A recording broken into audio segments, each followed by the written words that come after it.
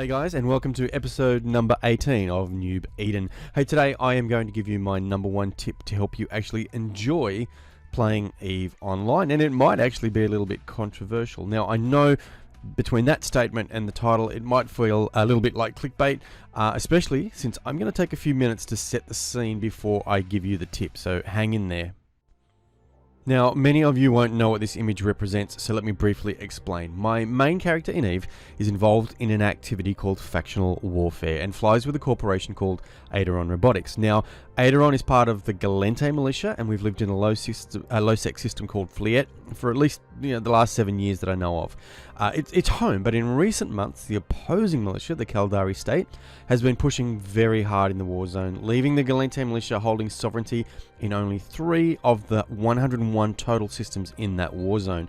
Now, Fliet is the longest standing Gallente held system in factional warfare, having been held for about the last 633 days, which is the better part of the last 2 years. Right, now this image shows you what the contested rate in Fliet has done over the month of July. Now, contested rate, it's a percentage, and when it gets to 100%, the system becomes vulnerable and it can be flipped and transfers sovereignty to the opposing militia. Now, when this happens, the losing militia are locked out of any NPC stations in that system, amongst other things.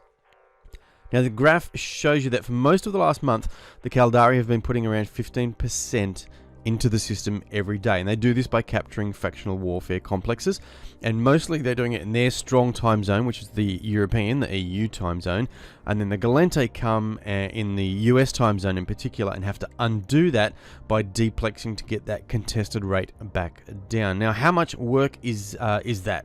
Well, let's zoom in and have a bit of a look. Well, if we look at this close-up of 1 day's worth of factional warfare in Fliet, you can see that it takes the Caldari about 10 hours of focused effort to add that 15%, and in return the Gallente work for about 8 hours to undo that work and get it back to stable, and that's happening regularly, like basically every day. So where are we going with this? Well, let's just think about what's going on here. This is just one example of what makes EVE so unique in the gaming world.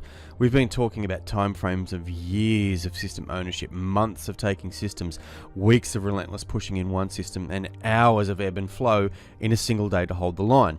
So when people joke that EVE can become a second job, this is exactly the kind of thing that they're talking about.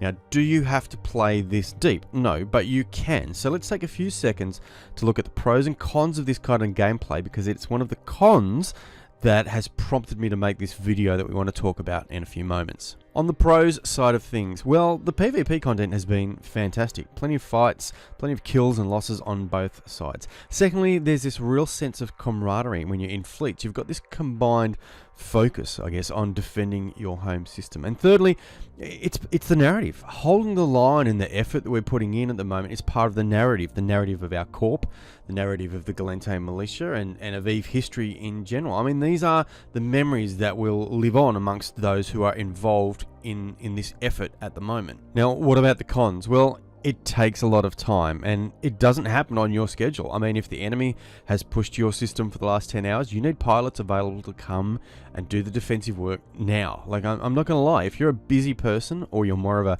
a casual player, this can be really difficult. The idea of having a video game place a burden on you, it's not one that always sits comfortably. Now, remember, you don't have to play EVE in this way, but you can choose to. Now, it's the second con that I want to raise as the crux of this episode and what it's all about, is that this kind of fighting, it creates an us and them conflict. Now, just about every gameplay style in EVE has some form of us and them about it. You might choose to build an empire, others may choose to knock it down. You may choose to live in an area, others may choose to kick you out. Now, that in itself isn't bad. It's EVE, but new players need to be aware of it. Whatever your goals are in EVE, someone may have a conflicting goal and make things hard for you. Now, this can be a really healthy interaction. It can generate content, wonderful, healthy role play, and a real sense of depth and importance to your goals. However, there is a side or an aspect of us and them that can also be potentially quite dark and ugly. Now, to that end, I want to show you a recent tweet from a well-known EVE player by the name of Olmeca Gold. Now, I'm not necessarily endorsing him personally, but this tweet certainly did resonate with me. Now, when people log into EVE, they sign up for the possibility of losing their ships, space, assets, and organizations. They don't sign up to get harassed on social media, get insults on their in real life looks, or their mental well-being, or when trying to argue about issues like EVE balance. So here's the thing, EVE has these two main components. It has spaceships, and it has people. Now, the first part of Olmeca's tweet reminds us that our in-game assets are fair game. If you don't like losing things, then either find a gameplay style that will keep you as safe as possible, or just find another game. But the second part, the people, is what I want to focus on for the rest of this episode. Now, in my experience, the EVE community is an overwhelmingly positive and supportive bunch of people. However, there are always a few that, for whatever reason, seem to take the us and them thing way too far and behave in a way that I personally find offensive and distasteful, and it just generally gets in the way of me enjoying the game. Now, I get that a bit of shit talk in local chat is part of the role playing. It's part of the psychological warfare that comes with months of pressure to defend your turf. But over the last month, I've seen some people go just over the line into personal attacks, making comments that honestly just take away from my enjoyment of the game. And it's those times you even wonder to yourself, is it really worth the effort? So, 2 weeks ago, this is where I found myself, playing long hours, working hard along with my corp mates to defend our home system. However, I'm not going to lie, some of the abuse I was receiving personally, as well as the us and them chat in local, that just went over the line in my eyes, was starting to take a bit of a toll. It was starting to take away from some of the enjoyment from what should be an exciting and memorable chapter in EVE's history for my corp and for me personally. Ultimately, I don't care if we lose our system, and I've lost track of how many ships I've lost in fighting for it, but having to listen to some insecure no-lifer just spew garbage onto my screen, it's not something I need to put up with. So here it is, folks. Finally, we get to my number one tip for you to enjoy EVE. Quite simply, block the offensive douchebags from your local chat. Now, this one setting, I'm going to show you how to do this.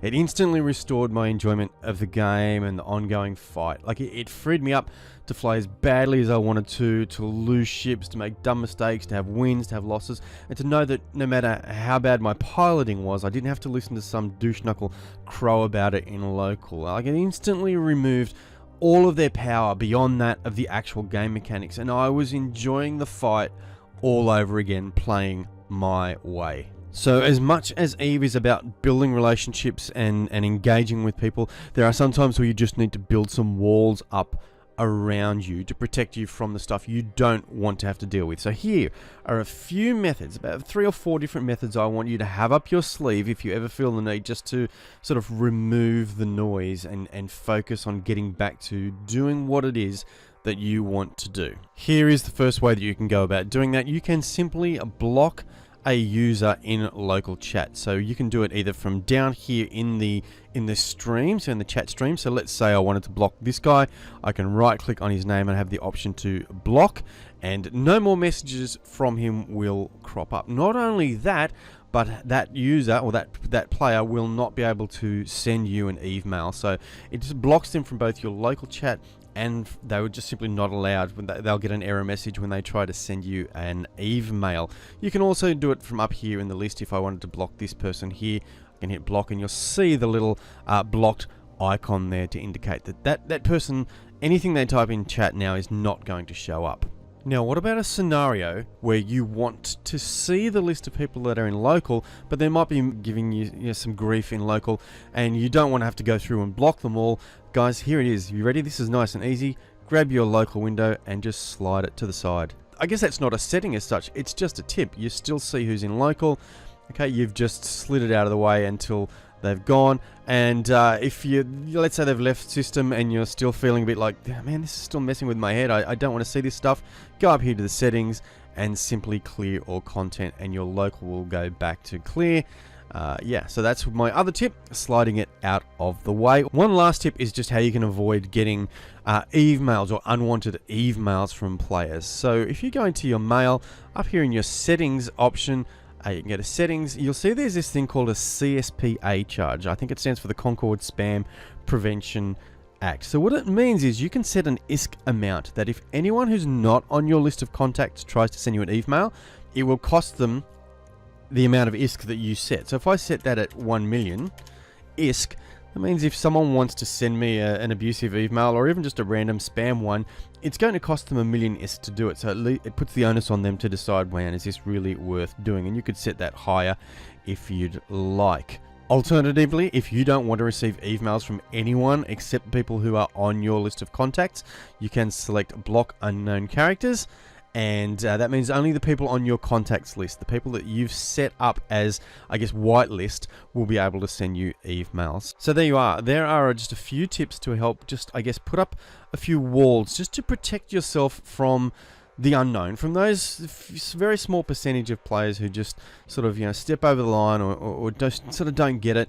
And if you're not enjoying that type of gameplay, then you can do something about it. Now, you can't do anything about them sort of blowing up your ships and the in-game mechanics. You work around them, that's part of the game. But that personal attack stuff or the offensive kind of stuff, you don't have to put up with it. And if you don't enjoy it, there's a couple of ways you can help filter that out so you can get back to playing, loving, and enjoying what is absolutely one of the most amazing video games of all time. Good job. Well done.